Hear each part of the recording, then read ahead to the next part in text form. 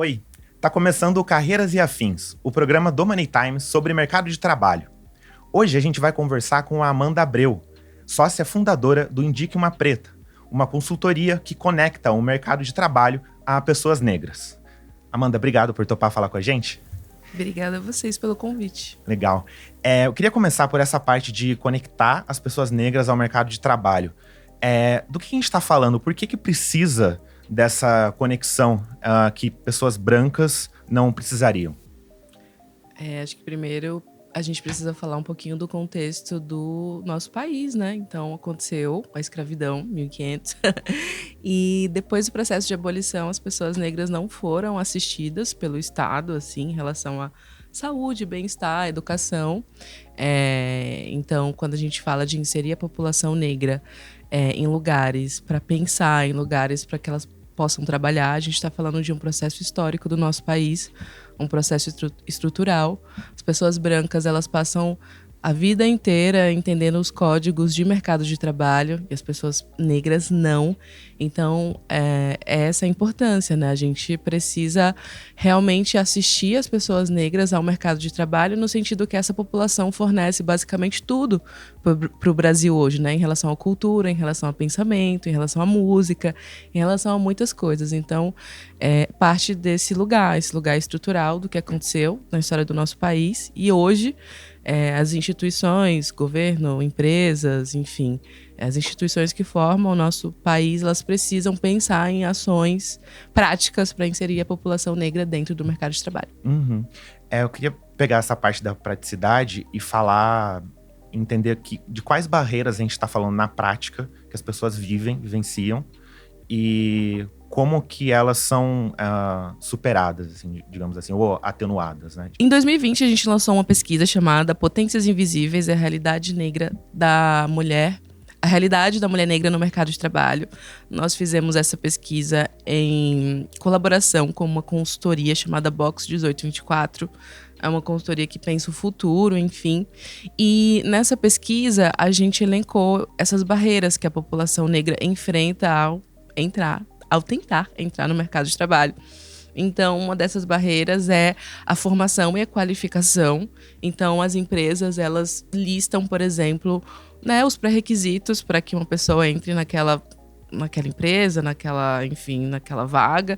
E aqueles pré-requisitos, eles nem são preenchidos também pela população branca. Então, como faculdade, como o inglês, por exemplo. Então, a todo tempo, a população negra, apesar das dificuldades, das barreiras que o mundo impõe em relação a se formar, em relação a entrar no mercado de trabalho, essa população ela está se formando o tempo inteiro. Ela está fazendo um curso técnico, ela está fazendo um curso livre, mas para essa população que contrata, para essa população branca, para esse RH que vai contratar, ele não enxerga esse curso livre, esse curso técnico como uma formação, como uma qualificação. É até um viés inconsciente bem racista em relação a isso, né?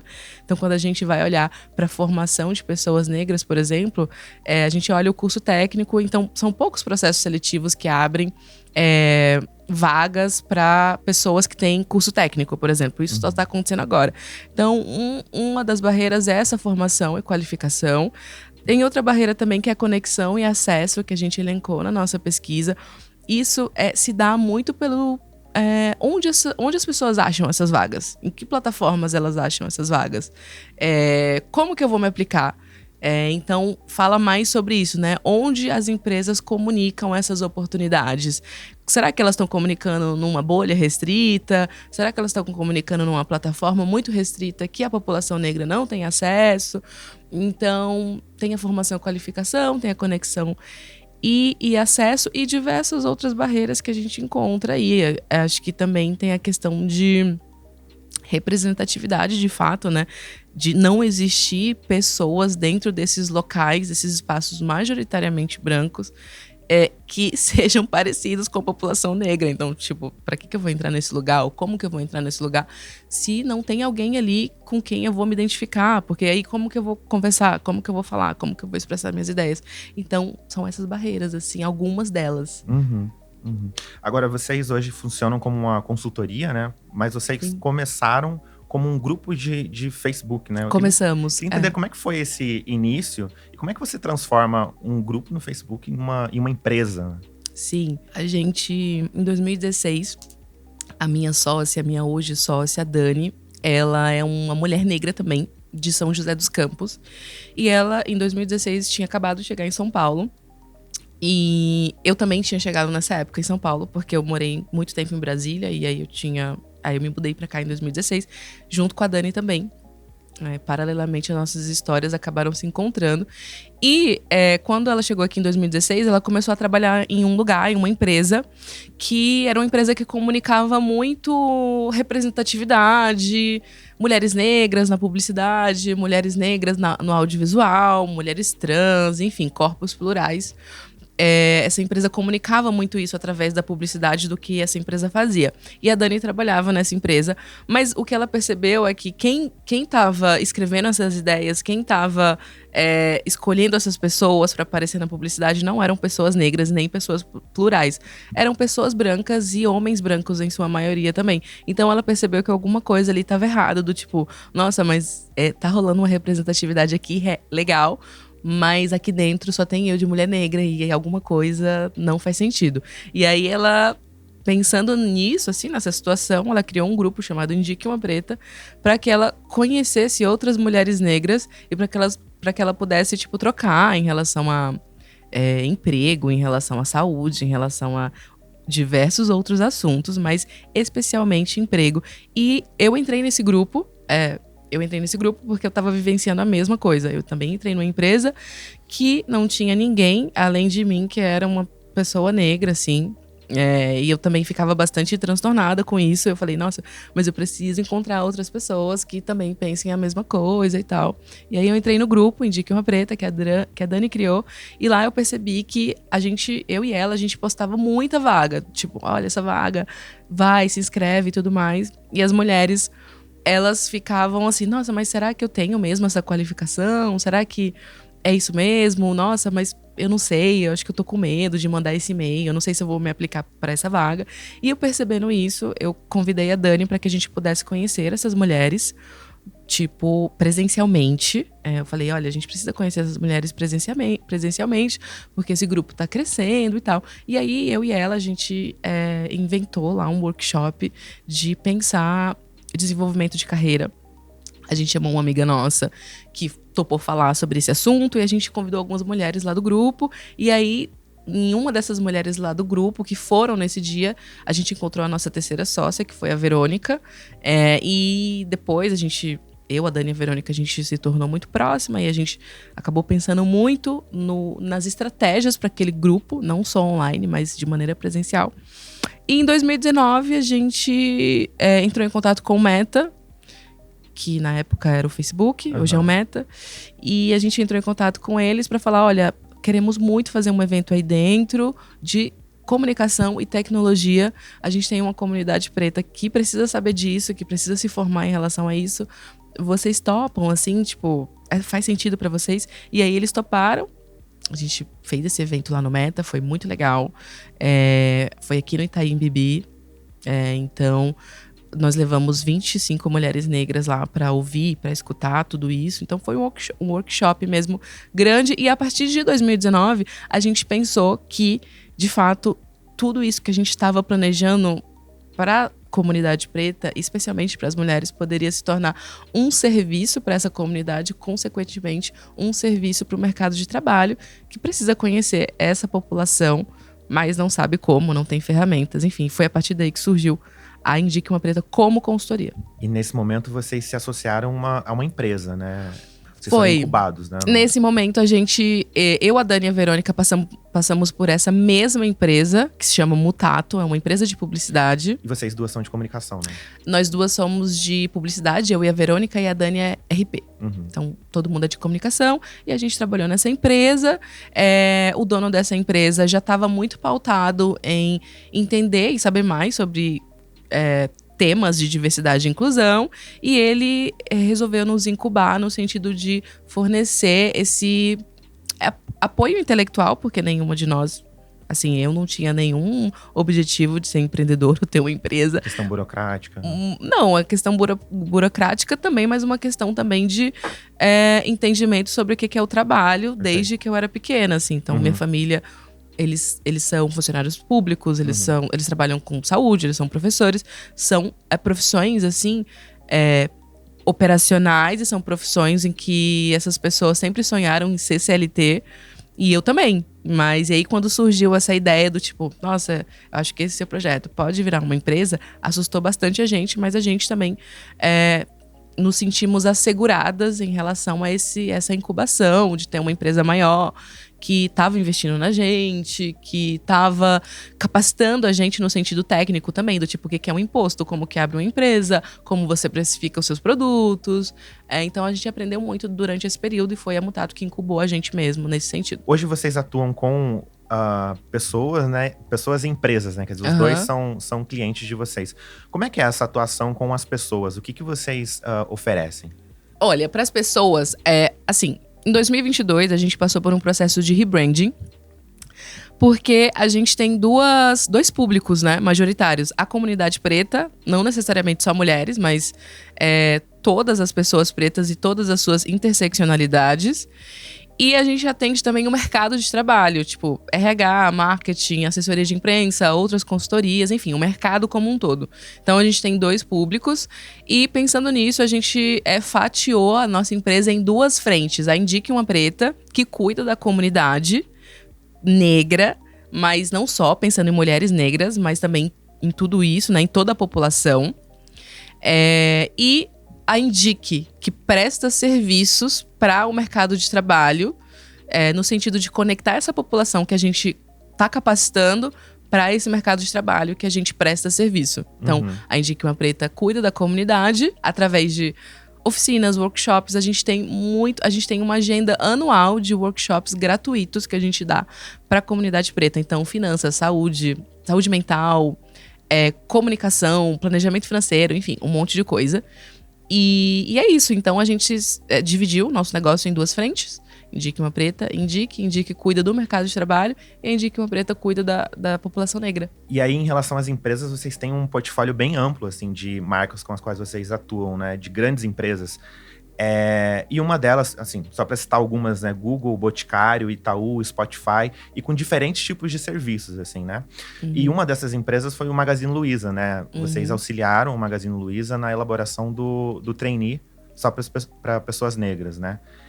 Eu queria saber como é que foi exatamente esse contato com o Magalu, com qual demanda eles chegaram para vocês e como é que vocês chegaram a essa forma, como foi apresentado, né? Olha, esse projeto foi super especial pra gente, assim, foi um projeto que abriu portas pra gente, inclusive.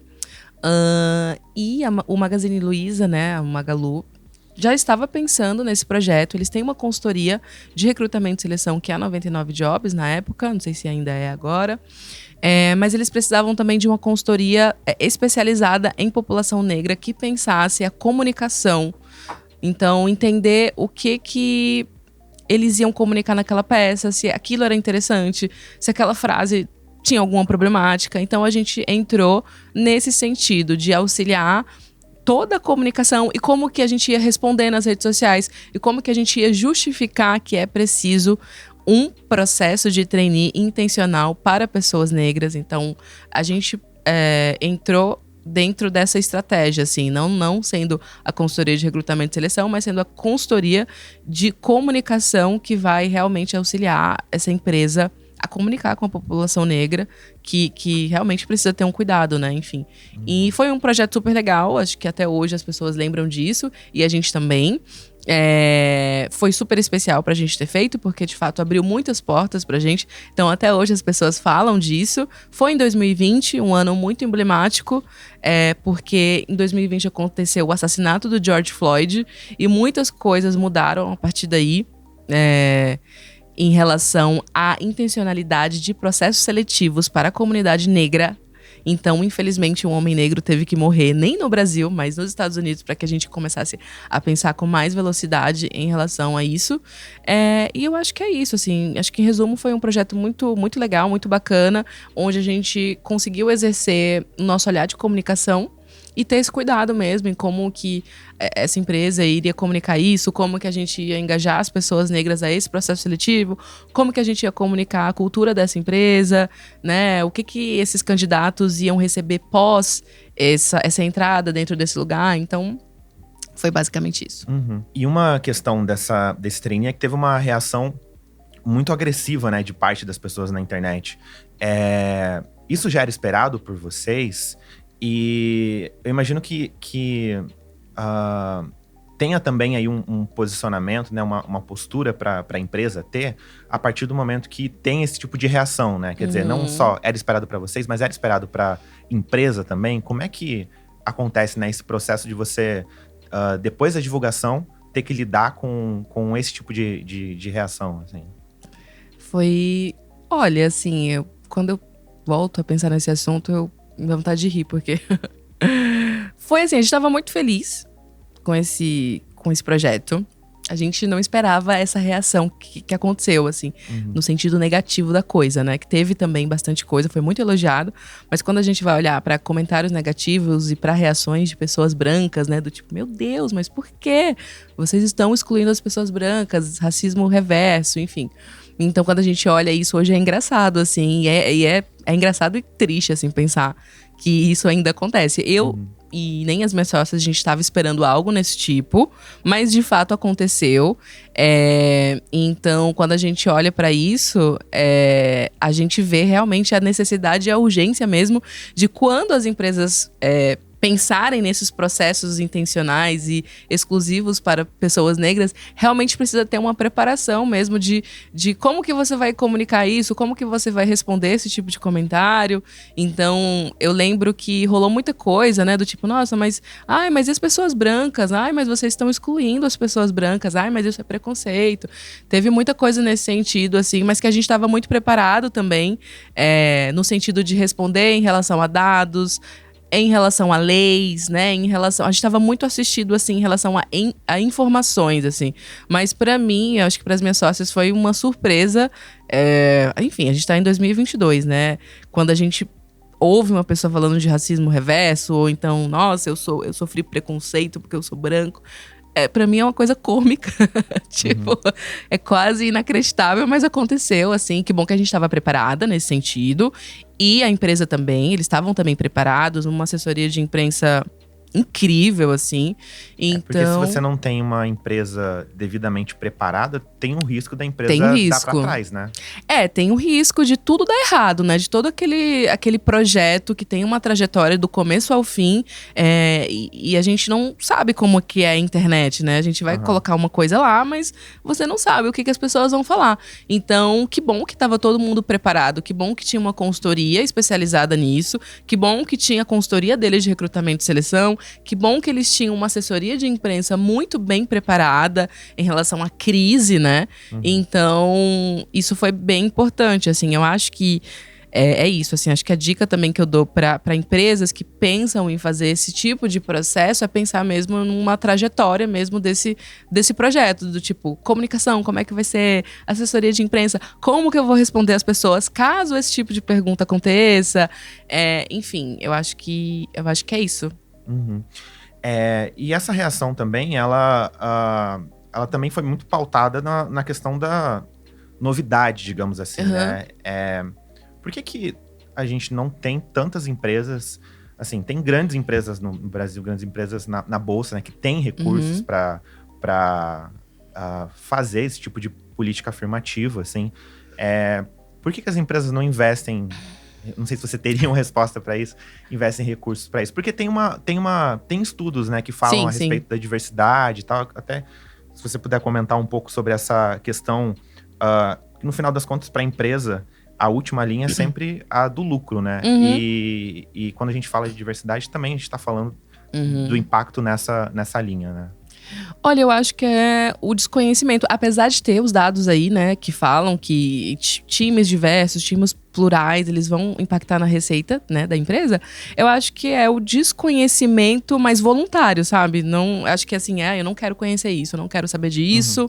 Eu acho que nas grandes empresas, as grandes empresas ainda são comandados por homens brancos que têm um pensamento muito antigo em relação a tudo, em relação à criatividade, inovação, negócio. Quando a gente está falando também das mulheres que ascenderam também, que são mulheres brancas, que têm um comportamento muito parecido com homens brancos também. Então eu acho que é muito um pensamento antigo, um pensamento arcaico dessas pessoas que estão comandando, assinando tudo que vai sair dessas empresas, assim. Eu acho que é um desconhecimento involuntário, voluntário mesmo, do tipo assim, não quero saber. E é uma burrice, assim, na minha opinião, porque a população negra hoje, ela movimenta tudo no mundo, assim. Então, tudo que você for olhar, movimentos sociais, pautas culturais, pautas de música, pautas de sociedade, as principais pessoas que estão movimentando esses assuntos são as pessoas negras. É a comunidade negra do Brasil e, enfim, do mundo inteiro. Então eu acho que é muito esse desconhecimento mesmo, essa falta de atualização, essa falta de conhecimento sobre o que é o Brasil também, essa mentalidade muito sudestina, né? Então as maiores empresas estão em São Paulo. Hoje a gente está num modelo de trabalho, que ele é um modelo híbrido, mas em várias empresas também tem um modelo remoto. E ainda assim as pessoas só contratam as pessoas daqui, elas não ampliam o seu olhar em relação a outros colaboradores de outras regiões. Então eu acho que tem esse pensamento também muito confortável de vamos deixar as coisas como estão, assim é ok, assim é legal. Então eu acho que é isso, assim, e falta também essa quebra da bolha, né? Então, surge uma vaga ali no time da pessoa e ela vai chamar um amigo dela que estudou com ela na faculdade, ou então uma pessoa que ela conheceu que faz parte do ciclo de amizade dela, porque aquela pessoa tem uma empresa legal, uma coisa hype, assim. Então eu acho que falta esse pensamento de quebrar a bolha mesmo e de olhar mais pro Brasil, assim, no sentido de negócio mesmo, assim. Acho que muitas dessas pessoas, eu acredito que muitas dessas pessoas que comandam grandes empresas, que têm um pensamento muito branco, elas pensam a diversidade e inclusão muito como uma responsabilidade social, do tipo, de uma moeda humanitária, do tipo, ai, que legal, nossa, que lindo. E elas não pensam isso como um negócio. Então, assim, acho que falta pensar nisso mais em relação ao negócio, do que uma moeda humanitária, do tipo, é bonito fazer isso e etc. Pois é, falando nessa questão de uma preocupação das empresas superficial, né? Hoje, com as redes sociais, existe muito essa preocupação com a imagem, né? Como é que vocês lidam com uma empresa que chega para vocês que está preocupado com essa questão da imagem? Eu queria que você falasse um pouco sobre todo esse letramento que vocês fazem. Então, eu acho que primeiro, quando a gente vai olhar para nossa sociedade, a população negra, ela tá cobrando muitas coisas para todas as instituições, empresas especialmente. Então, eu consigo perceber das pessoas, inclusive mais jovens, assim, pessoas de 20 a 25 anos, que apesar de elas estarem procurando um emprego e elas precisarem daquilo, elas precisam também saber quem tá ali dentro. Tipo, quem vai ser meu chefe? Esse lugar vai ser tóxico pra mim? Eu vou virar à noite aí dentro? Como que vai ser isso? Então, as empresas, elas não estão preparadas ainda para esse tipo de perfil e elas querem fazer tudo de qualquer jeito. Então, assim, novembro, vai ter novembro, a gente vai receber uma enxurrada de e-mails de empresas procurando a gente para fazer uma palestra sobre racismo estrutural, sobre comunidade negra no Brasil. Então, tem algumas empresas que, de fato, elas estão preocupadas mesmo numa reputação muito imediata, e não é por aí, né? Então, quando a gente também recebe esse tipo de convite, né? Do tipo, nossa, mas vamos fazer uma coisa aqui só em novembro, vamos fazer uma coisa só em março. É óbvio que a gente vai fazer, mas a gente também procura sempre entender o contexto daquele lugar. Mas por que você quer fazer isso só em novembro? Mas por que esse investimento não poderia ser, então, para contratar 2, 3 pessoas negras primeiro? Ou que tal fazer um workshop semestralmente com as lideranças. Então a gente consegue perceber através desses pedidos que chegam, enfim. E sim, muitas empresas estão preocupadas, de fato, com a reputação delas em relação a esse tema, diversidade e inclusão, principalmente sob a ótica étnico-racial. Mas não estão fazendo isso direito, assim, né? Então, estão querendo uma palestra em março para falar de mulheres. Agora, em julho, que é o Dia da Mulher Negra Latino-Americana, vai ter muita coisa nesse sentido, mas não estão olhando de fato para dentro, né? Do tipo, o que a minha empresa precisa? Será que é uma palestra mesmo? Será que não seria mais importante fazer uma pesquisa interna para entender como que a minha empresa está em relação à diversidade e inclusão? Para eu fazer alguma coisa depois, do tipo assim, olhar esses dados e ver o que eu posso fazer em relação ao recrutamento e seleção, o que eu posso fazer em relação a acompanhamento de colaboradores negros que estão aqui dentro, né? Então, a gente tem essa preocupação, sim. Afinal, a gente... É o nosso nome também que tá, né? Dentro dessas empresas que nos buscam. Então, eu acho que... Eu não sei se eu respondi, assim. Eu acho que nesse sentido. Acho que sim, você respondeu até uma outra pergunta que eu ia fazer, que é o que uma empresa, o que um gestor, na verdade, pode fazer para tornar uma equipe mais diversa.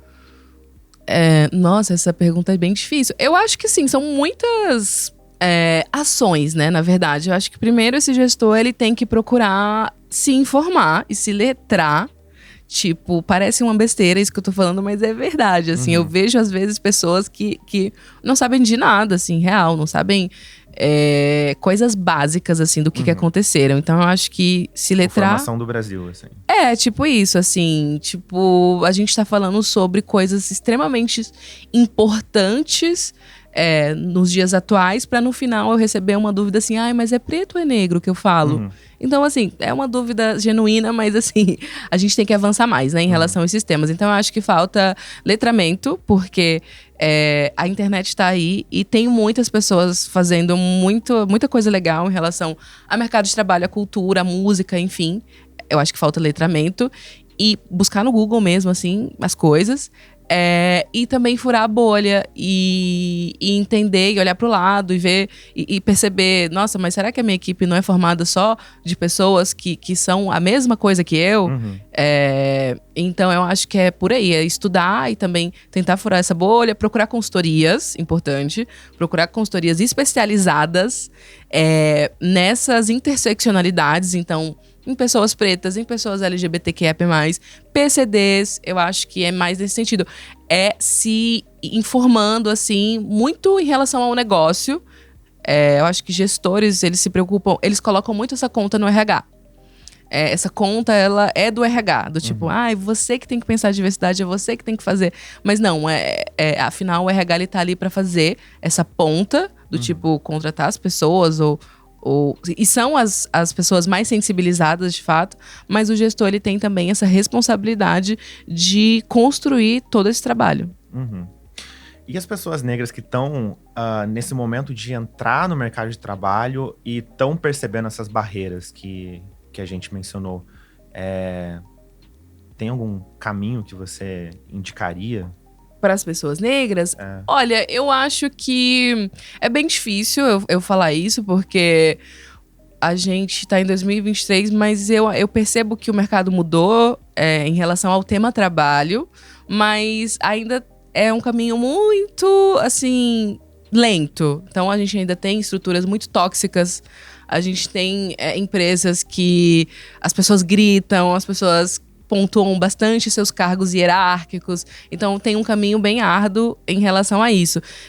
Mas eu indicaria procurar lugares, assim, pesquisar os lugares, pesquisar as pessoas que estão lá dentro, entender se aquele lugar ele tem uma pauta sobre diversidade e inclusão, porque se não tiver isso, é muito difícil uma pessoa negra sobreviver dentro de um espaço onde as pessoas nem falam sobre esse assunto. Então, eu procurar coletivos que dão oficinas, que dão workshops. Tem um coletivo muito legal que eu gosto muito, que é o Clínica Preta, que auxilia jovens que estão no mercado de trabalho. É um coletivo de psicólogos, então eles fazem esse acompanhamento com pessoas negras que estão em situação de alguma vulnerabilidade dentro desses espaços. Então, acho que a dica que eu dou é essa. Eu acho que, assim, é difícil porque todo mundo tem que trabalhar, né? Então, a gente tem que sobreviver também dentro dessas estruturas também que que querem expulsar a gente o tempo inteiro. Mas eu acho que o caminho pode ser esse, procurar coletivos, procurar pessoas dentro desse lugar que sejam parecidas com você. Eu acho que é por aí. Eu imagino que pela própria natureza do trabalho de vocês são otimistas com o futuro do mercado de trabalho. Né? Quer dizer, você falou agora há pouco dessa mudança que teve nos últimos anos, né, do mercado de trabalho. O que você vê aí para um futuro breve? Então, eu sou otimista, de fato, mas não um otimista muito romântica. Um otimista bem realista. Eu acho que as coisas mudaram, de fato. Estão mudando. Tem muita coisa para acontecer ainda, tem muita coisa para caminhar. Eu vejo bastante empresas pensando mesmo no recrutamento e seleção, pensando em letrar os seus colaboradores, mas falta muita coisa. Falta pensar no desenvolvimento de carreira daquele colaborador que está lá dentro daquela empresa, sei lá, 5 anos na mesma função. Falta pensar no acompanhamento psicológico dessa pessoa. Falta investir no inglês. E então, eu acho que o futuro ele é promissor nesse sentido. Eu acho que ao tempo que a nossa sociedade vai pensando nessas pautas mais urgentes, as empresas também vão caminhando junto nesse sentido. Então, observando o que a comunidade preta quer, o que a comunidade LGBTQ quer, o que, enfim, as outras comunidades querem também. Então, eu vejo um futuro onde as pessoas, elas realmente estão buscando, principalmente empresas, né? Estão buscando se letrar aos poucos em relação a isso. Então, eu sou um otimista, assim, muito realista nesse sentido. Eu não acho que tá no ideal, mas eu acho que a gente tá num caminho mesmo de entender as pessoas, de entender o trabalho, de entender como a gente pode furar as bolhas. Eu acho que a gente tá nesse caminho, assim. Esse futuro, ele caminha para esse sentido, em um lugar de trabalho onde a gente respeite as identidades de múltiplas pessoas. E você tinha comentado que vocês estão com uma pesquisa, né, para sair agora. O que você pode falar sobre, adiantar dos números dessa pesquisa? Sobre o que ela é? Essa pesquisa é uma pesquisa que a gente investigou por que pessoas negras não estão em cargos de liderança nas empresas. Então, ela é uma pesquisa, ela é um estudo que investiga isso, né? Qual é o caminho dessa pessoa negra até um cargo de liderança e por que algumas empresas não contratam pessoas negras em cargo de liderança, por exemplo. Então, ele é um estudo bem investigativo. A gente entrevistou muitas pessoas negras que estão nesse caminho de cargos de liderança ou já são lideranças para entender a trajetória delas até esse lugar. Então, ele é um estudo que eu não posso falar muito agora, mas a gente vai lançar esse ano. Vai ter muita coisa legal também que a gente fala disso. E é isso. Tem alguma conclusão breve, assim? Dá pra adiantar? Então, nesse estudo, a gente traz sobre o inglês, que é uma temática e é uma barreira muito presente dentro do mercado de trabalho, especialmente para pessoas negras. Uhum. Então, a gente descobriu que o inglês é uma dificuldade de todas as pessoas do Brasil, não só as pessoas negras, mas também as pessoas brancas. Sim. Então, a gente descobriu através da nossa pesquisa que 97% das pessoas entrevistadas não têm total domínio da língua inglesa. Então, esse é um número bem expressivo, basicamente quase todo mundo. E a gente também elenca ali o que é preciso ser feito para que as empresas não desperdicem esses talentos por causa do inglês, por exemplo. Então, a gente elenca uma série de ações ali dentro da pesquisa para que as empresas consigam corrigir essa questão do inglês. 97%, o 100% da amostra era representativo da população brasileira. Da população brasileira, isso. Perfeito. Legal. Bem, acho que é isso então, Amanda. Obrigado por topar falar com a gente. Obrigada a vocês. Legal. Gente, a gente vai ficar por aqui. Se você gostou desse vídeo, assina o nosso canal, se inscreve aí e dá um joinha. E até a próxima.